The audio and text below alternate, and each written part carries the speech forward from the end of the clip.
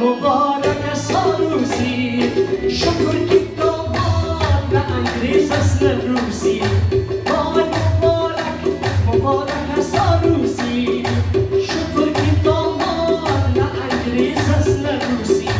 وای مبارک مبارک است عروسی شکر که داماد نه انگریز است نه روسی گل عروس ما شش تا گل پاره استکار سفیدش مخیلم آرست و درک چه حیاتان صدقم شمی شرم چشمانم آرست و درک چه حیاتان صدقم شمی شرم چشمانم نقمه